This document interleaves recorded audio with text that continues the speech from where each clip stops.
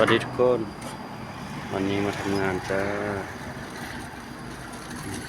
ทำงานคือว่าไส้ตัวนั้นบ่แม่นเนาะอันนั้นไอเปลี่ยนไอเจ็ดแซดปัน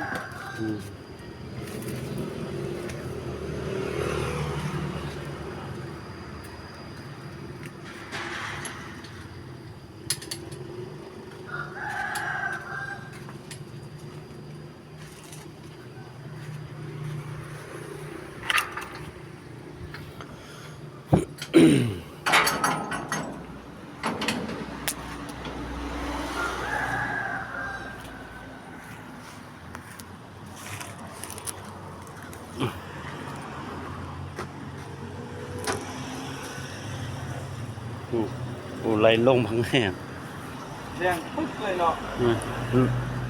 เอาเซซี่ไล่เนาะซีไล่นี่เขามักนะ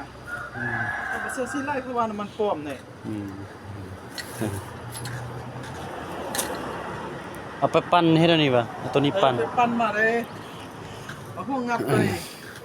ใส่นี้ใส่หันเราปั้นออกมันก็ไว้คือก็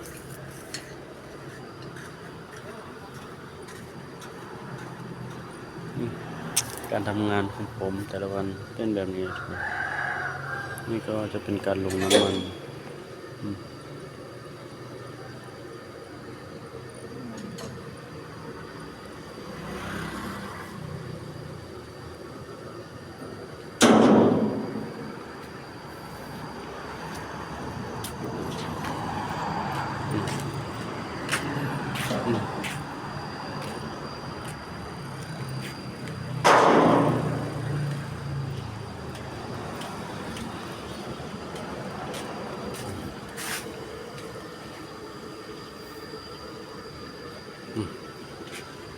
นี่ขาไก่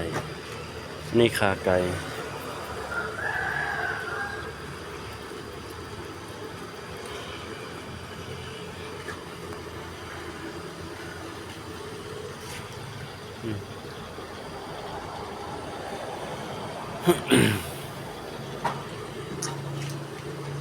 ฟังเสียงมัน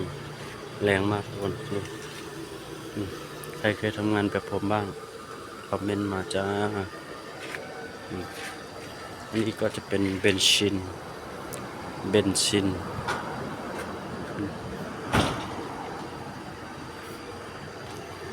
เซลนะตัวนี้เป็นดีเซลเบ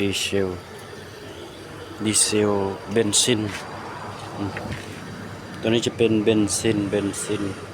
จะแดงมากเบนซินไหมนี่ก็จะเป็นท่อลม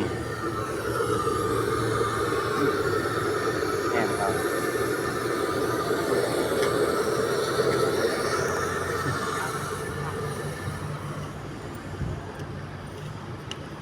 เนี่ย